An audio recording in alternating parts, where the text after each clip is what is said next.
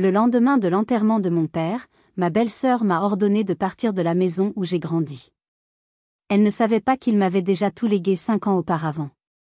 Si vous n'êtes pas encore abonné à la chaîne, cliquez sur le bouton « S'abonner » et appuyez sur la cloche pour ne rien manquer de nos histoires. Votre soutien est précieux pour nous. Si cette histoire vous intéresse, laissez un j'aime. J'aimerais aussi savoir de quelle ville vous venez, indiquez-le nous dans les commentaires. C'est parti! Je m'appelle Solène. J'ai 38 ans. Et il y a 2 jours, j'ai enterré mon père. L'air de la cuisine était encore lourd, un mélange étrange de l'odeur forte du café que les voisins avaient apporté et du parfum entêtant des lys blancs qui trônaient sur la table du salon, dernier témoin silencieux de l'adieu. Chaque objet semblait figé dans le deuil. La tasse préférée de papa, ébréchée sur le bord, était encore sur l'égouttoir. Son fauteuil en cuir usé, près de la cheminée, portait encore l'empreinte de son corps. Le silence n'était pas paisible, il était assourdissant, rempli de 10 années de souvenirs, de luttes et de conversations non terminées. J'étais assise à la table en chêne massif, celle où j'avais fait mes devoirs d'école, celle où papa m'avait appris à jouer aux cartes. Mes doigts traçaient les rainures du bois, une tentative vaine de trouver un réconfort, une connexion avec le passé. Dehors, un crachin normand typique de novembre rendait le paysage flou, gris et mélancolique, un miroir parfait de mon âme. J'étais épuisée. L'épuisement qui vient après des semaines de veille à l'hôpital, après l'organisation de funérailles, après avoir serré des centaines de mains et accepté des condoléances murmurées d'une voix mécanique. Soudain, la sonnette retentit. Un son strident, agressif, qui déchira le silence sacré de la maison. Mon cœur sursauta. Je ne m'attendais à personne. Les visites de condoléances étaient terminées. Je me levai, les jambes lourdes, et traversai le couloir frais. À travers le verre dépoli de la porte d'entrée, je devinai 2 silhouettes. J'ouvris. Ils étaient là. Mon frère, Thibaut, et sa femme, Mélina. Lui, dans un manteau de cachemire hors de prix qui semblait déplacé dans cette cour de ferme boueuse. Elle, impeccable, maquillage parfait, le visage fermé par une expression de profond ennui, comme si ma douleur et mon deuil n'étaient qu'un contretemps agaçant dans son emploi du temps chargé. Pas un mot de réconfort. Pas un regard de compassion. Juste une impatience à peine dissimulée. Ils entrèrent sans que je les y invite, piétinant le paillasson avec leurs chaussures de ville coûteuses. L'odeur du parfum capiteux de Mélina envahit l'espace, chassant l'odeur familière de cire d'abeille et de bois de la maison. Il faudrait penser à aérer, dit-elle en pinçant le nez, son regard balayant le salon avec dédain. Ça sans le renfermer. Le vieux. Je ne répondis pas, la gorge trop serrée. Thibaut, lâche comme toujours, évitait mon regard, se contentant d'inspecter une fissure minuscule dans le plâtre du plafond. C'est Mélina qui menait la charge. Elle fit le tour de la pièce principale, ses talons claquant sur le plancher ancien. Elle s'arrêta devant le buffet en noyer, un héritage de notre grand-mère. Il va falloir vider tout ça. Ces vieilleries ne valent rien. On aura besoin de place pour les rénovations. Le choc me cloua sur place. Les rénovations? De quoi parlait-elle? Mon père venait à peine de nous quitter. Elle se tourna enfin vers moi, un sourire glacial étirant ses lèvres peintes d'un rouge agressif. Et c'est là qu'elle prononça les mots. Les mots qui firent basculer mon monde, qui transformèrent mon chagrin en une rage froide et pure. Alors, la gardienne. On dirait que ton long séjour gratuit est terminé. Je la fixai, incapable de comprendre. La gardienne? Elle eut un petit rire méprisant. Oh, ne fais pas l'innocente. Tu as bien profité pendant 10 ans, à vivre ici sans payer de loyer. Mais c'est fini. Elle s'approcha de moi, son visage à quelques centimètres du mien. Je pouvais sentir son haleine m'intolée. Tu n'es que la gardienne, pas l'héritière. Sors de la maison de notre père. Le monde autour de moi devint silencieux. Je n'entendais plus la pluie, ni le tic-tac de la vieille horloge comtoise. Juste ces mots, qui tournaient en boucle dans ma tête. La gardienne. Sors. Notre père. C'était aussi mon père. C'était aussi ma maison. La maison que j'avais sauvée. Puis, pour enfoncer le clou, elle ajouta, avec un geste vague vers les couronnes de fleurs qui commençaient à faner. D'ailleurs, débarrasse-nous de ces horreurs. Ça empeste la mort. On va faire repeindre la semaine prochaine, il faut que tout soit vide. Je sentis quelque chose se briser en moi. Ce n'était pas mon cœur. Il était déjà en miettes. C'était autre chose. Une digue. La digue de patience, de sacrifice et d'espoir que j'avais construite pendant 10 longues années.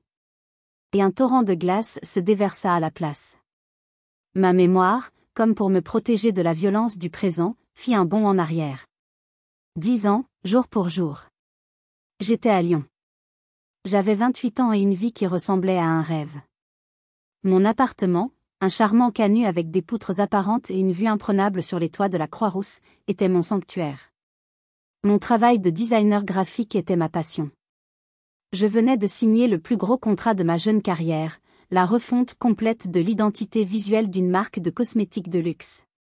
J'étais en train de célébrer avec mes collègues sur une terrasse ensoleillée, une coupe de champagne à la main, quand mon téléphone sonna. C'était maman. Sa voix était empreinte de cette panique larmoyante qu'elle maîtrisait à la perfection. Solène. C'est ton père. Mon estomac se noua. Qu'est-ce qu'il a? Le docteur a été formel. Son cœur? Il ne peut plus continuer. Le travail à la cidrerie, c'est fini. Terminé. Il ne peut plus soulever une caisse, plus conduire le tracteur. Rien. Je pouvais l'entendre pleurer. Mais derrière les larmes, il y avait autre chose. Une attente. Et Thibaut, demandai-je. Qu'est-ce qu'il en dit? Un silence. Puis un reniflement. Ton frère? Tu sais bien. Il a ses responsabilités, sa carrière à Paris. Il ne peut pas tout laisser tomber. Son travail est important. Son travail à lui était important. Le mien, apparemment, ne l'était pas. Tu ne pourrais pas revenir, ma chérie? Juste pour quelque temps. Le temps qu'on trouve une solution. Je regardais autour de moi. Le ciel bleu, les rires de mes amis, le dossier du contrat posé sur la table, lourd de promesses et d'avenir. Ma vie était là. À Lyon. Maman, je ne peux pas. Je viens de signer. Oh, ton travail. Dit-elle, avec ce ton qui minimisait tout ce que je faisais. Ce n'est que des dessins sur un ordinateur, non? Tu peux faire ça de n'importe où. Ce n'est pas comme ton frère. Lui, il a des réunions, des gens importants à voir. Des dessins sur un ordinateur. C'est tout ce que c'était pour elle. 10 ans d'études, de nuits blanches, de compétitions acharnées, réduits à une activité de loisir qu'on pouvait pratiquer depuis n'importe quelle table de cuisine. On a besoin de toi, Solène, insista-t-elle. La cidrerie va faire faillite si personne ne s'en occupe. Ton père est dévasté. Ce soir-là, je ne dormis pas. Je restais sur mon balcon, à regarder les lumières de la ville. Ma ville. Ma vie. Tout ce que j'avais construit par moi-même, sans l'aide de personne. Et à l'autre bout du pays, il y avait mon père, cet homme silencieux et travailleur qui s'était usé la santé pour un verger et quelques machines vieillissantes. Et il y avait ma mère, qui avait toujours considéré les ambitions de son fils comme des prophéties et les miennes comme des caprices. Le lendemain matin, j'appelai mon patron pour annuler le contrat de ma vie. Je prévins mon propriétaire que je quittais l'appartement. Je fis mes cartons, le cœur en miettes, en me disant que ce ne serait que temporaire. Juste quelques mois. Le temps de trouver une solution. 10 ans. J'avais passé 10 ans à être la solution. Et aujourd'hui, la femme de mon frère, celle qui n'avait jamais mis les pieds ici sauf pour les repas de Noël où elle critiquait la décoration, venait de m'appeler, la gardienne, et de me mettre à la porte. Le champagne de mes 28 ans avait un goût amer de cendre dans ma bouche. Les années qui suivirent mon retour furent un long tunnel de travail acharné et de sacrifices silencieux. J'avais trouvé la cidrerie familiale au bord du gouffre. Les dettes s'accumulaient, le matériel était obsolète, et papa, diminué, n'avait plus la force de se battre. J'avais retroussé mes manches. J'ai utilisé mes compétences de designer pour créer une nouvelle marque, un nouveau logo, des étiquettes modernes et élégantes. J'ai créé un site internet, lancé une boutique en ligne. J'ai passé des heures à démarcher les épiceries fines, les restaurants, les marchés de producteurs. J'ai appris la comptabilité sur le tas, la nuit, après avoir passé la journée dans le froid humide du pressoir. Et pendant ce temps, la vie de Thibaut, vue de loin, semblait être une succession de succès éclatants et de plaisirs luxueux. Leur compte Instagram commun était une vitrine de leur bonheur parfait. Des week-ends à Deauville, des vacances au ski à Megève, des dîners dans des restaurants étoilés. Je me souviens d'un hiver particulièrement rude, il y a 4 ou 5 ans. Le vieux pasteurisateur était tombé en panne. Une pièce maîtresse, irremplaçable. Le devis pour la réparation s'élevait à plusieurs milliers d'euros. De l'argent que nous n'avions pas. J'ai dû puiser dans mes dernières économies personnelles, celles que je gardais précieusement de ma vie d'avant, un petit matelas de sécurité pour un avenir qui semblait de plus en plus lointain. J'ai passé une semaine entière les mains dans le cambouis et la graisse froide, aux côtés du réparateur, à essayer de comprendre la mécanique pour pouvoir gérer les pannes futures moi-même. Ce vendredi-là, épuisé, les mains abîmées, l'odeur de métal froid imprégnée dans mes cheveux, je me suis affalée sur le canapé et j'ai ouvert mon téléphone. La première chose que j'ai vue était une nouvelle publication de Mélina. Une photo d'elle, posant devant une vitrine de la rue du Faubourg Saint-Honoré. Elle tenait un sac à main d'une marque de luxe, un modèle que je savais coûter plus cher que la réparation de mon pasteurisateur. La légende disait, petite folie bien méritée après une semaine de travail harassante. #shopping, #parisienne, #hardwork pays off. Son travail harassant. Elle était assistante de direction dans une galerie d'art. Son travail consistait à répondre au téléphone et à servir du champagne lors des vernissages. Je fixai la photo. Son sourire éclatant, ses mains manucurées serrant le sac en cuir précieux. Puis je baissai les yeux sur les miennes. Les ongles cassés, noirs de graisse, la peau sèche et gercée par le froid et les produits de nettoyage. Une vague de nausée me submergea. Ce n'était pas de la jalousie. C'était une injustice si profonde, si viscérale, qu'elle me donnait le vertige. Le contraste entre nos deux réalités était une insulte. Mon travail, à moi, celui qui sauvait l'héritage familial, ne méritait apparemment aucune récompense. Il était invisible. Il était simplement dû. Ce soir-là, j'ai pleuré. Pas à cause de la fatigue ou de l'argent. J'ai pleuré sur l'effarante solitude de ma condition. J'étais la mule de la famille, celle qui portait le fardeau sans jamais se plaindre, pendant que d'autres paradaient avec les fruits d'un travail qu'ils n'avaient jamais accompli. Et la pire partie ? Je savais que si j'avais osé en parler à ma mère, elle m'aurait répondu, « Mais enfin, Solène, tu ne vas pas comparer.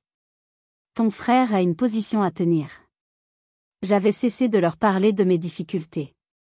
J'avais aussi cessé de leur parler de mes succès. Quand j'avais décroché notre premier contrat d'exportation vers la Belgique, j'avais simplement gardé la nouvelle pour moi. À quoi bon ? Cela aurait été, au mieux, accueilli par un « Ah, c'est bien », distrait. Mon monde et le leur ne se touchaient plus. J'étais la gardienne du temple, mais je n'avais pas le droit de vivre dedans. J'étais juste là pour m'assurer que les murs ne s'écroulent pas avant que le véritable héritier ne daigne revenir réclamer son dû. Au milieu de ce désert affectif, il y avait pourtant une oasis. Mon père. Marcel était un homme de peu de mots. Il avait été élevé à la dure, dans une Normandie où l'on ne montrait pas ses sentiments. Mais son regard parlait pour lui. Je voyais sa fierté silencieuse quand un client nous complimentait.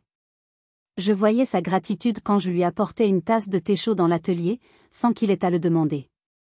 Il ne m'a jamais dit « merci d'être revenu ». Mais il me le montrait chaque jour. Un soir, environ 1 an avant sa mort, alors que sa santé déclinait rapidement, il m'a trouvé dans le bureau, penché sur les comptes qui, pour la première fois depuis des décennies, étaient largement positifs. Il s'est assis l'autrement dans le fauteuil en face de moi. Il a regardé les colonnes de chiffres, puis il a posé son regard sur moi. Un regard clair, lucide. « Tu sais, Solène, a-t-il commencé, sa voix un peu rauque. Quand j'ai commencé, ce n'était qu'un lopin de terre et 3 pommiers. J'en ai fait une petite entreprise. J'en étais fier. » Il a marqué une pause, cherchant son souffle. « Mais toi, tu as transformé cette petite entreprise en quelque chose de bien plus grand que tout ce que j'aurais pu imaginer. Ce n'est plus ma cidrerie. C'est la tienne. Les larmes me sont montées aux yeux. C'était la première fois qu'il verbalisait une telle reconnaissance. Il a continué, le regard fixé sur un point lointain par la fenêtre. Ne laisse jamais personne te dire le contraire. Surtout pas ceux qui ne connaissent de ce verger que le goût des bouteilles qu'ils ouvrent à Paris. Surtout pas ceux qui n'ont jamais eu une seule goutte de sueur qui a coulé pour ces pommiers. Ces mots étaient un baume. Un testament. Je les ai gardés précieusement dans mon cœur, comme une armure secrète. C'était la seule approbation qui comptait vraiment. Le souvenir s'estompa, chassé par la vibration agressive de mon téléphone sur la table de la cuisine. C'était un message de Thibaut. Le ton était sec, impérieux. Nous revenons demain à 11 h avec un expert immobilier pour une estimation. Sois là et coopère. Il est temps de mettre les choses au clair et de vendre. Vendre? Le mot était lâché. Il voulait effacer 10 ans de ma vie, l'œuvre de mon père et de mon grand-père avant lui, pour la transformer en un chèque qu'il pourrait dilapider en quelques mois. Mais cette fois, la peur ne m'a pas envahi. La tristesse non plus. À la place, les paroles de mon père résonnaient en moi. Ne laisse jamais personne. Je sentis une nouvelle force monter en moi. Une force froide, déterminée. Ils avaient commis une erreur. Ils pensaient que j'étais la même Solène qu'il y a 10 ans, la jeune femme fragile et avide d'approbation. Ils n'avaient pas compris que la terre normande, à force de la travailler, m'avait endurci. La gardienne allait leur montrer qu'elle connaissait la forteresse mieux que personne. Et qu'elle en détenait toutes les clés. Le lendemain matin, le ciel était bas et lourd, une chape de plomb gris qui semblait vouloir écraser la maison. J'étais debout depuis l'aube. Je n'avais pas dormi. J'avais passé une partie de la nuit aérée dans la cidrerie, à respirer l'odeur douce et acide des pommes, le parfum boisé des tonneaux. C'était mon royaume. Mon œuvre. Et il voulait l'envahir. À 11 h précises, une berline allemande grise et rutilante, totalement incongrue dans notre allée boueuse, se gara avec une précision agressive devant la maison. Thibaut en sortit, suivi de Mélina, puis d'un homme en costume strict, un porte-document à la main. L'expert. Il ressemblait à un commando venu prendre possession d'un territoire conquis. Je les attendais sur le seuil, les bras croisés. J'avais choisi ma tenue avec soin, un simple jean de travail, des bottes robustes et un vieux pull en laine que papa aimait bien. J'étais la terre. Ils étaient l'asphalte. Solène, lança Thibaut sans même un bonjour. Voici Monsieur Durand. Il va faire le tour du propriétaire. Le choix des mots n'était pas anodin. Le tour du propriétaire. Comme si j'étais une simple locataire sur le point d'être expulsée. L'expert, un homme au visage impassible, me serra brièvement la main. Il était mal à l'aise, je le sentais. Il devait avoir l'habitude de ces situations familiales sordides. Ce qui suivit fut une torture. Une violation. Ils commencèrent par la maison. Mélina marchait devant, ouvrant les portes avec une arrogance de châtelaine, commentant tout à voix haute, comme si je n'existais pas. Tout ce lambris est à refaire. C'est tellement vieillot. On pourrait abattre cette cloison pour faire une grande pièce à vivre, non? Monsieur Durand prenait des notes, mesurait les pièces, tapotait les murs, son visage toujours aussi neutre. Thibaut le suivait, approuvant chaque suggestion de sa femme d'un hochement de tête. Puis ils passèrent au salon. Mélina s'arrêta devant une photo encadrée sur la cheminée. C'était une photo de papa et moi, prise l'été dernier dans le verger. Nous sourions, le soleil dans les cheveux. Elle la prit, la regarda avec une grimace, puis la reposa brusquement, face contre le mur. Mon sang ne fit qu'un tour. Je fis un pas en avant, la mâchoire serrée. Remets cette photo à sa place. Mélina se tourna vers moi, un sourcil parfaitement épilé haussé. Pardon? Tu m'as entendu? Remets cette photo à sa place. Tout de suite. Ma voix était basse, mais chargée d'une intensité qui la surprit. Thibaut intervint, agacé. Oh, Solène, arrête ton cinéma. Ce n'est qu'une photo. Ce n'est pas qu'une photo. C'est ma maison. Et tu vas montrer un peu de respect.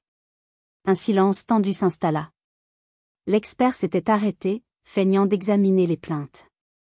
Finalement, Mélina, avec un haussement d'épaule théâtral, retourna la photo. La victoire était minuscule, mais elle avait le goût du sang. Le pire fut quand ils sortirent pour inspecter la cidrerie et les dépendances. C'était mon sanctuaire, le lieu de mon labeur. Ils le profanèrent de leur présence et de leurs commentaires ignorants. C'est grand, admit Thibaut, presque à contre-cœur. Oui, on pourrait transformer tout ça en un garage pour plusieurs voitures, suggéra immédiatement Mélina. Ou peut-être un loft d'amis. Il parlait de détruire 10 ans de ma vie, 30 ans de la vie de mon père, pour en faire un vulgaire loft d'amis. L'expert posa alors la question fatidique. Et en termes de revenus? L'activité est rentable? Je m'apprêtais à répondre, à sortir les chiffres que je connaissais par cœur, la croissance à 2 chiffres de ces 5 dernières années, les contrats, les marges. Mais Thibaut me coupa la parole, avec un petit rire condescendant. Oh, vous savez, ça tourne. De quoi permettre à une personne seule de vivre modestement à la campagne. Un petit revenu d'appoint, rien de plus. Ce fut la phrase de trop. La négation absolue. Il venait, en une phrase, d'effacer mes nuits blanches, mes angoisses financières, mes mains gelées en hiver, mes coups de soleil en été. Il venait de réduire mon succès, ma fierté, à de l'argent de poche. Je ne dis rien. Je le regardais, et pour la première fois, je ne vis plus mon frère. Je vis un étranger. Un ennemi. La dernière braise de tendresse filiale s'éteignit en moi, remplacée par une détermination glaciale. Le jeu était terminé. Il était temps de sortir les cartes. Après leur départ, un silence assourdissant retomba sur la propriété. La berline allemande avait laissé des traces de pneus profondes dans la boue de la cour, comme les cicatrices d'une blessure récente. Je restais là, immobile au milieu de la cour, le crachin finissant par tremper mon pull. Le froid ne m'atteignait pas. J'étais consumé par une rage si intense qu'elle me réchauffait de l'intérieur. Ce n'était plus une question d'argent ou de maison. C'était une question de justice. Une question d'honneur.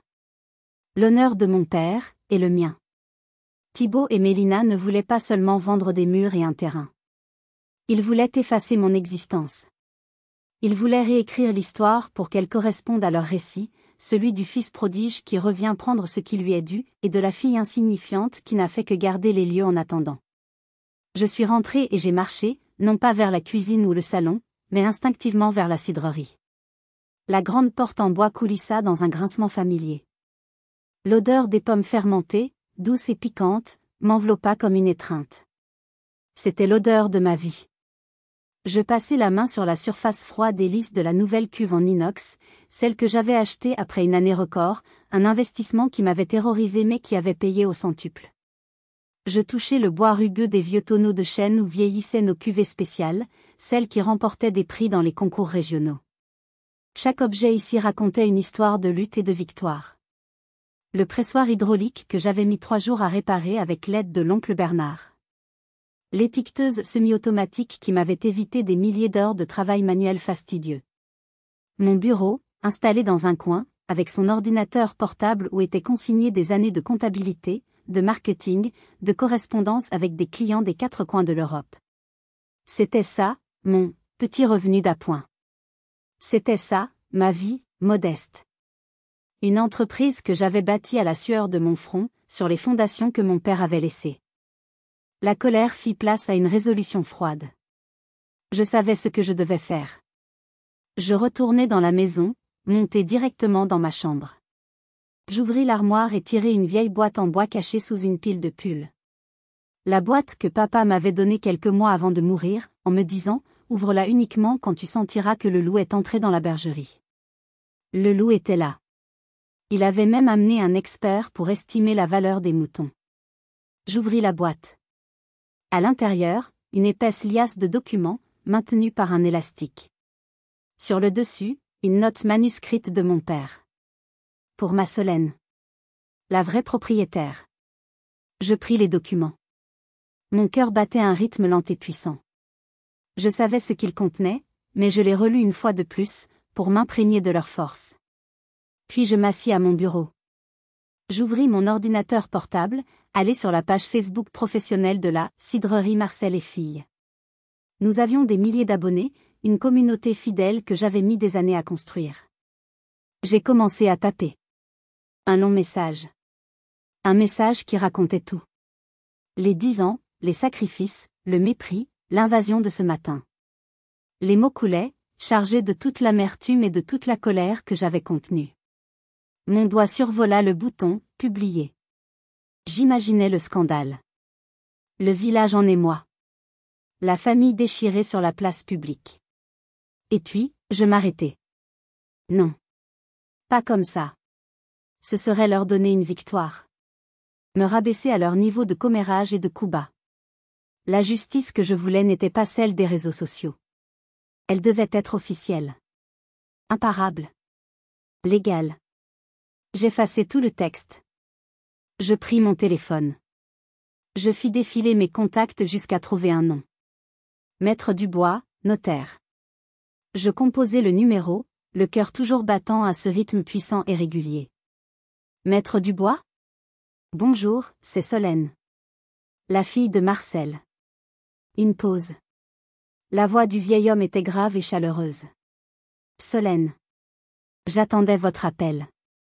Je crois, dis-je, ma propre voix étonnamment calme et ferme, que le louait dans la bergerie. Il est temps. Les mots du notaire firent résonner un autre souvenir, bien plus précis cette fois. La mémoire n'était plus un refuge brumeux, mais une scène claire, nette, gravée dans mon esprit. C'était il y a 5 ans. Papa m'avait demandé de l'accompagner en ville, chez Maître Dubois. Il avait prétexté un simple papier à signer pour la cidrerie. Il était déjà affaibli par la maladie, mais ce jour-là, une flamme particulière brillait dans ses yeux. Une flamme de détermination. Le bureau du notaire était un endroit hors du temps.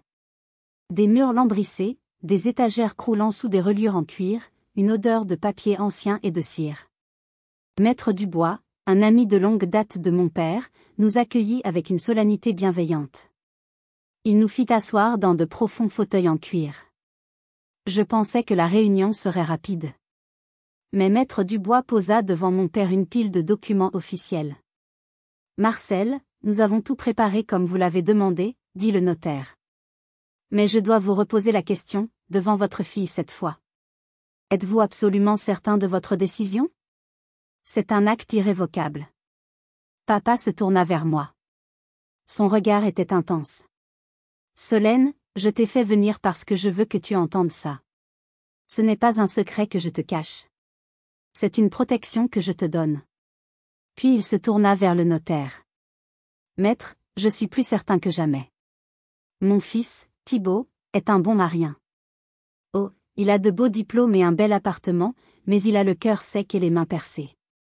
S'il héritait de tout ou même de la moitié, il vendrait tout en 6 mois pour s'acheter une nouvelle voiture et frimer devant ses amis. Et sa femme, cette femme est un vautour. Elle n'attend que ça. » Ces mots étaient durs, mais ils sonnaient vrais. Je baissai les yeux, mal à l'aise d'entendre un père parler ainsi de son fils. « Ma fille, ici présente, » continua-t-il en posant sa main usée par le travail sur la mienne, « est revenue. Elle a tout sacrifié. Sa carrière, sa jeunesse. Elle a trouvé une exploitation au bord de la faillite, et elle en a fait un bijou. Elle a travaillé plus dur que moi je n'ai jamais travaillé. Alors ce que nous allons signer aujourd'hui, ce n'est pas un cadeau. Ce n'est pas une faveur.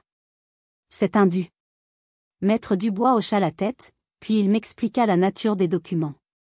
Ce n'était pas un testament. Un testament peut être contesté, attaqué. Non, c'était bien plus puissant. C'était une donation-partage anticipée. Un acte notarié par lequel mon père, de son vivant, en pleine possession de ses moyens, me transférait l'intégralité de la propriété, la maison, les dépendances, la cidrerie, et les terres agricoles attenantes. En échange, je m'engageais formellement à m'occuper de lui jusqu'à la fin de ses jours, une clause qui ne faisait que légaliser ce que je faisais déjà. L'acte précisait que cette donation était faite hors part successorale, ce qui signifiait qu'elle ne pourrait pas être réintégrée dans la succession à venir pour être partagée.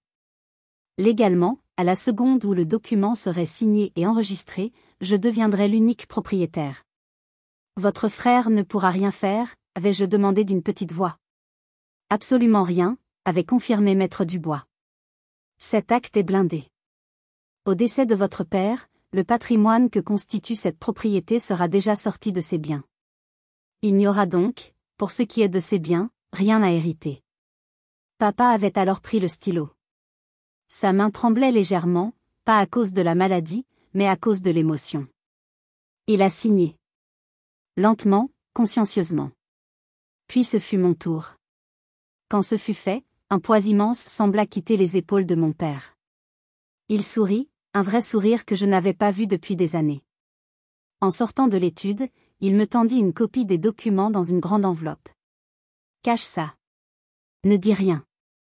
Laisse-les venir. Laisse-les se montrer sous leur vrai jour. Un jour, tu sauras que j'ai eu raison. Et ce jour-là, tu ne te battras pas pour toi. Tu te battras pour tout ce qu'on a construit.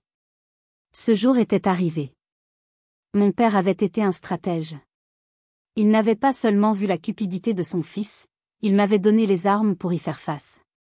Ce n'était pas un simple acte de succession. C'était son dernier acte de protection. Son dernier acte d'amour. Si vous êtes arrivé jusqu'ici, c'est que l'histoire vous intéresse vraiment. Dites-moi ce que vous en pensez dans les commentaires, tapez 1 pour que je sache que vous êtes ici, ou dites-moi depuis quel pays vous regardez l'émission. Vous pouvez aussi poser vos questions, j'y répondrai. Armé de cette certitude, j'ai rappelé Thibaut. Ma voix était méconnaissable. Fini le ton hésitant, la tristesse voilée. Elle était calme, posée, presque chirurgicale. Thibaut. J'ai réfléchi. Tu as raison. Il est temps de mettre les choses au clair. Je l'entendis presque sourire à travers le téléphone. Ah. Je savais bien que tu finirais par entendre raison. L'expert a dit que... Je le coupais, net. Ça n'a aucune importance. Je ne veux pas discuter de ça au téléphone.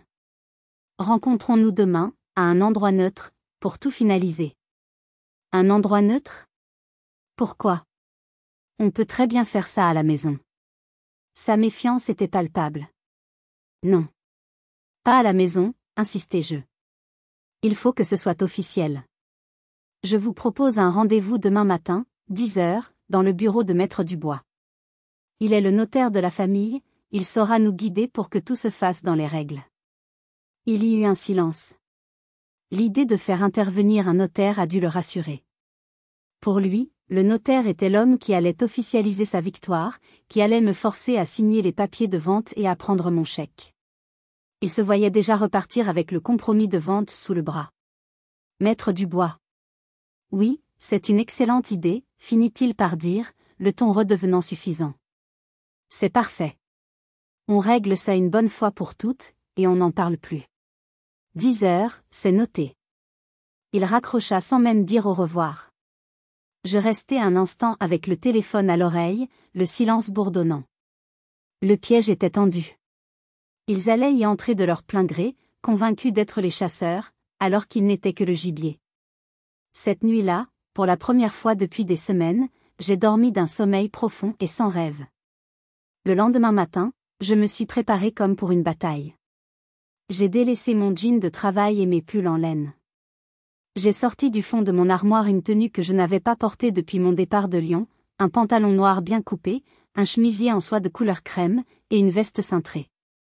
Des vêtements qui étaient autrefois mon uniforme de femme active et ambitieuse. En les enfilant, j'ai senti une partie de l'ancienne Solène renaître. J'ai coiffé mes cheveux, mis une touche de maquillage. Je n'étais plus la gardienne effacée. J'étais la propriétaire des lieux, venue réclamer ce qui lui appartenait. Quand je suis arrivée à l'étude du notaire, ils étaient déjà là, dans la salle d'attente. Mélina m'a toisé de la tête aux pieds, un petit sourire narquois aux lèvres. Elle a dû interpréter ma tenue comme une tentative désespérée de me donner une contenance, de négocier un meilleur pourcentage. Elle n'avait rien compris. Maître Dubois vint nous chercher en personne. Il nous fit entrer dans son bureau imposant et nous invita à nous asseoir autour de la grande table en acajou. Thibaut et Mélina se sont assis d'un côté, rayonnant de confiance. Je me suis assise de l'autre, seule, le dos droit. Le combat final allait commencer. L'atmosphère dans le bureau était lourde, chargée d'une tension électrique. Maître Dubois s'assit à la tête de la table, son visage grave ne trahissant aucune émotion. Il joignit les mains, ses doigts formant une arche. Thibaut prit la parole le premier, avec une fausse solennité qui le rendait encore plus méprisable. Maître, nous sommes ici pour régler la succession de notre père de la manière la plus équitable qui soit. Mélina et moi pensons, comme la loi le prévoit et comme notre père l'aurait sans doute souhaité, qu'un partage à 50-50e est la seule solution juste. Nous sommes prêts à vendre la propriété pour faciliter ce partage. Mélina ajouta, avec une condescendance mielleuse, bien sûr, nous comprenons que Solène a passé du temps ici, et nous sommes disposés à envisager un petit geste compensatoire pour les années où elle a, entretenu les lieux. Un petit geste.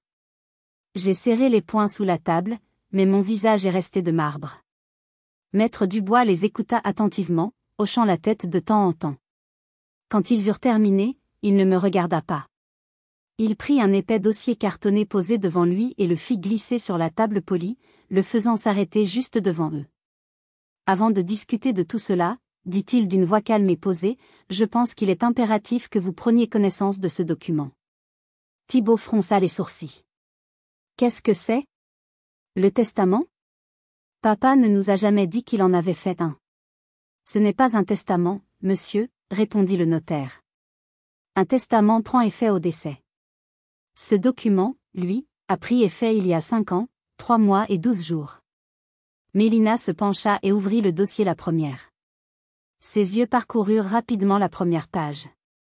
Je la vis froncer les sourcils, puis relire, plus lentement cette fois. Son visage commença à changer. Le masque de suffisance se fissura, remplacé par l'incrédulité, puis par une pâleur soudaine. Mais, c'est ridicule, balbutia-t-elle. Qu'est-ce que ça veut dire, donation-partage? Thibaut se pencha à son tour sur le document. Je pouvais voir le mouvement de ses yeux allant de gauche à droite, de plus en plus vite. Son assurance s'évaporait à chaque ligne qu'il lisait. Cela signifie, expliqua Maître Dubois, articulant chaque syllabe avec une précision clinique, que votre père, Monsieur Marcel, de son vivant, sain de corps et d'esprit, a décidé de faire don de l'intégralité de la propriété connue sous le nom de la cidrerie du Verger, incluant la maison d'habitation, l'ensemble des bâtiments agricoles et l'intégralité des parcelles de terre attenantes à sa fille, Madame Solène, ici présente. Le silence qui suivit fut total. On aurait pu entendre une mouche voler. Thibaut releva la tête, le visage décomposé. Non. C'est impossible. Il n'avait pas le droit. Et ma réserve héréditaire? C'était le mot magique. La réserve héréditaire. Le dernier rempart des enfants cupides. Maître Dubois eut un très léger, presque imperceptible, haussement d'épaules. La loi protège votre réserve, en effet, monsieur. Mais elle se calcule sur le patrimoine du défunt au jour de son décès. Or, au jour de son décès, cette propriété ne faisait plus partie de son patrimoine. Il l'avait déjà donnée. L'acte que vous avez sous les yeux est parfaitement légal, a été dûment enregistré et est inattaquable. Il se tourna alors vers moi pour la première fois. Madame Solène est l'unique et seule propriétaire de l'ensemble des biens depuis le 12 août, il y a 5 ans. D'un point de vue strictement légal, il n'y a rien à hériter concernant cette propriété. La succession de votre père ne concerne que son compte en banque et ses effets personnels. Mélina laissa échapper un petit son étranglé, entre le hoquet et le sifflement. Thibaut me fixait, la bouche entr'ouverte, le visage passant du blanc au rouge. Le chasseur venait de comprendre qu'il avait non seulement manqué sa proie, mais qu'il avait été attiré dans le piège le plus parfait qui soit. Le choc initial laissa place à la fureur. C'est Mélina qui explosa la première. C'est une arnaque, cria-t-elle, en se levant si brusquement que sa chaise manqua de basculer. Cette fille a manipulé un vieil homme malade. Elle l'a forcé. Nous allons contester. Nous allons prendre un avocat. Maître Dubois ne scia pas. Il attendit que le flot de paroles s'épuise, puis il répondit, son calme olympien rendant sa colère encore plus hystérique. Vous êtes tout à fait libre de le faire, madame. Sachez cependant que l'acte a été signé en ma présence, et que j'ai personnellement vérifié la pleine capacité mentale de Monsieur Marcel. De plus, un certificat médical détaillé, établi par son médecin traitant le jour même, est annexé au dossier pour attester de sa lucidité. Toute procédure de votre part serait longue, coûteuse, et vouée à l'échec. Thibault, lui, était anéanti. Il ne criait pas. Il semblait avoir vieilli de 10 ans en 10 minutes. Mais, pourquoi, murmura-t-il, son regard fixé sur moi. Pourquoi il a fait ça? Pourquoi tu nous as fait ça? C'était trop. L'entendre jouer la victime après des années de négligence et de mépris. La digue de mon propre calme se rompit. Moi, je vous ai fait ça, dis-je, ma voix tremblant de rage contenue. C'est toi, Thibault, qui as abandonné ton propre père. Pendant que je changeais ses pansements, où étais-tu? Pendant que je passais des nuits à faire tourner le pressoir pour payer ses factures médicales, où étais-tu? Tu étais à Paris, à poster des photos de tes vacances. Tu n'as jamais demandé s'il avait besoin de quelque chose. Tu n'as jamais demandé si j'avais besoin d'aide. Papa ne m'a rien donné. Il m'a rendu justice. Le notaire, sentant que la conversation devenait trop personnelle, intervint pour porter le coup de grâce. Il sortit un autre document de son dossier. Puisque nous parlons de la valeur des choses, dit-il d'un ton neutre, votre père, dans sa grande prévoyance, avait également demandé une expertise indépendante de l'entreprise au moment de la donation. Il posa le papier sur la table. Il y a 5 ans, l'entreprise que Madame Solène a reprise était au bord du dépôt de bilan. Sa valeur nette était estimée à moins de 50 000 €, et encore, c'était optimiste. Il marqua une pause, laissant le chiffre infuser. Puis il sortit une autre feuille. J'ai pris l'initiative, pour les besoins de cette réunion, de demander une nouvelle estimation basée sur les bilans des 3 dernières années. Aujourd'hui, l'entreprise que vous vouliez vendre, et que vous décriviez hier comme un « petit revenu d'appoint », a une valeur nette estimée à. Il ajusta ses lunettes. 850 000 €. Un silence de mort tomba sur la pièce. 850 000 €. Le chiffre flottait dans l'air, irréel, monstrueux. Il représentait bien plus que de l'argent. Il représentait mes 10 ans de vie. Il était la preuve irréfutable de mon travail, de mon succès. Il était la matérialisation de leur ignorance et de leur mépris. Je vis le regard de Mélina. Ce n'était plus de la colère. C'était une avidité pure, presque bestiale, mêlée à une panique totale. Elle venait de voir un trésor immense lui passer sous le nez. Le sac à main de luxe n'était rien à côté de ça. Thibault, lui, semblait complètement brisé.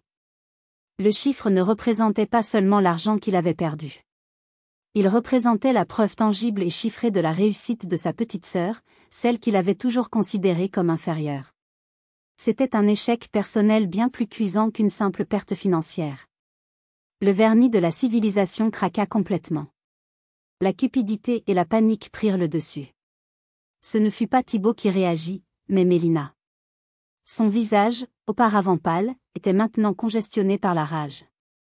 Elle se tourna, non pas vers moi ou le notaire, mais vers son mari. « C'est de ta faute, cracha-t-elle, sa voix stridente. Tout est de ta faute, espèce d'incapable. Je te l'avais dit, qu'il fallait venir plus souvent.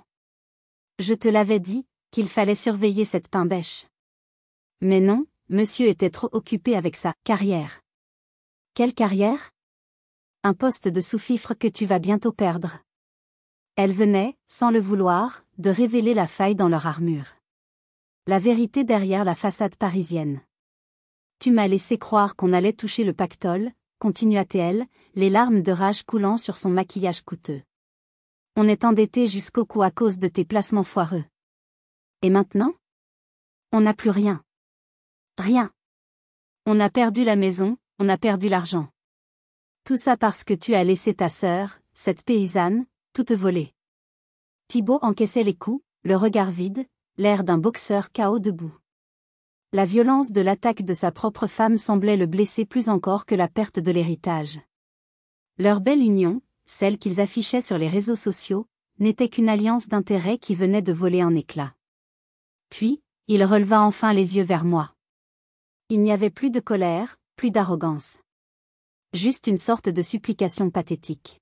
« Solène, s'il te plaît », commença-t-il d'une voix brisée. « C'est toujours ton frère. On peut s'arranger. Tu ne peux pas nous laisser comme ça. Donne-nous quelque chose. Une petite part. Pour la famille. La famille. Il osait prononcer ce mot.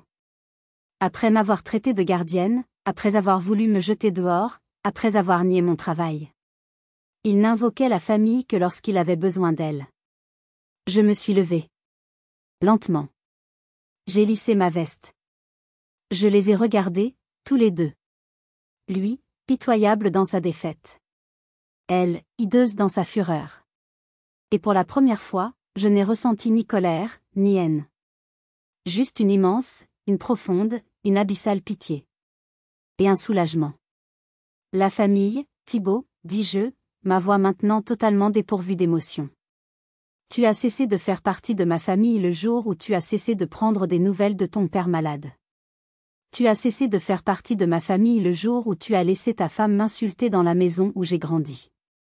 Et tu as définitivement cessé de faire partie de ma famille hier, quand tu as réduit 10 ans de ma vie à de l'argent de poche. Je me suis dirigée vers la porte. La discussion est terminée. Je n'ai rien à vous donner, parce que tout ce que j'ai, je l'ai gagné. Je ne vous ai rien volé. J'ai simplement récolté les fruits du verger que vous avez abandonné. Sur le seuil, je me suis retournée une dernière fois. Ah, et Thibaut. Ne m'appelle plus jamais. Sors de ma vie, comme tu es sorti de celle de papa il y a 10 ans. C'est le seul arrangement possible. Je suis sortie du bureau sans un regard en arrière. J'ai refermé la porte sur leurs cris, sur leur misère, sur mon passé. Dans le couloir, j'ai pris une grande inspiration. L'air sentait le papier ancien et la cire, mais pour moi, il avait l'odeur de la liberté. Le poids que je portais sur mes épaules depuis une décennie, le poids de l'injustice, du manque de reconnaissance, de l'espoir déçu venait de s'envoler. J'étais seule, mais j'étais libre. Et j'étais enfin chez moi. Les semaines qui suivirent furent étrangement calmes. J'avais redouté des appels, des messages, des tentatives de harcèlement. Mais il n'y eut rien. Le silence. Un silence bien plus profond que celui du deuil. C'était le silence de la rupture, définitif et sans appel. J'appris plus tard, par l'oncle Bernard, que le scandale avait été si violent dans le bureau du notaire que Mélina et Thibaut ne s'adressaient plus la parole. Leur débâcle financière, désormais exposée, avait détruit le peu qui restait de leur couple. Ils étaient trop occupés à se déchirer mutuellement pour penser à moi. De mon côté, je me suis plongée dans le travail, mais différemment. Ce n'était plus une lutte, une obligation. C'était une joie. Chaque matin, en ouvrant les volets de ma chambre, la chambre de mon enfance, je regardais le verger et la cidrerie non plus comme mon fardeau, mais comme mon royaume. Ma propriété. Les mots avaient désormais un sens plein et entier. J'ai organisé une petite journée portes ouvertes pour le lancement d'une nouvelle cuvée, que j'ai baptisée Cuvée Marcel. C'était un cidre vieilli en fût de chêne, complexe et puissant, à l'image de mon père. Les gens du village sont venus, ainsi que des clients fidèles. L'oncle Bernard était là, un sourire immense barrant son visage buriné. Il m'a prise dans ses bras et m'a murmuré à l'oreille, « Il serait si fier de toi, ma petite. » Si fier. Et pour la première fois, j'ai pu accepter ce compliment sans sentir le besoin qu'il soit validé par d'autres. Je savais que c'était vrai. Au milieu de la fête, mon téléphone vibra dans ma poche. Je le sortis. Le nom de « Maman » s'affichait à l'écran. Mon cœur se serra un instant. Depuis la réunion chez le notaire, elle ne m'avait pas contacté. Thibaut avait dû lui raconter sa version des faits, celle de la sœur ingrate et manipulatrice. J'ai hésité. Une partie de moi, la petite fille qui avait passé sa vie à chercher l'approbation de sa mère, voulait répondre. Elle voulait s'expliquer, se justifier, peut-être même pardonner. Puis, j'ai regardé autour de moi. J'ai vu les visages souriants de mes amis, de mes voisins. J'ai vu le respect dans les yeux de mes clients dégustant mon produit. J'ai entendu les rires, la musique. J'ai senti le soleil d'automne sur ma peau. C'était ça, ma vie. Une vie que j'avais construite moi-même, remplie de gens qui m'appréciaient pour ce que j'étais et ce que je faisais, pas pour ce que je pouvais leur donner. L'approbation que j'avais cherchée si désespérément pendant des années, je l'avais déjà. Elle était tout autour de moi. Et plus important encore, elle était en moi. J'ai appuyé sur le bouton rouge. J'ai rejeté l'appel. Et j'ai ressenti une paix immense. La dernière chaîne venait de se briser. Je sais que ma décision peut paraître dure. Certains diront que la famille, c'est sacré, qu'on doit pardonner. Mais comment pardonner à quelqu'un qui n'est pas désolé pour ses actes, mais seulement pour les conséquences? Comment reconstruire un pont quand l'autre rive est partie en fumée? J'ai choisi de protéger l'héritage de mon père, pas seulement l'héritage matériel, mais aussi ses valeurs de travail, d'honnêteté et de respect. J'ai choisi de protéger mon avenir, ma santé mentale et ma paix. J'ai choisi de m'honorer, enfin. J'ai respecté les dernières volontés de mon père, un homme qui avait su lire dans le cœur de ses enfants bien avant la fin. Mais en faisant cela, j'ai tiré un trait sur la moitié de ma famille.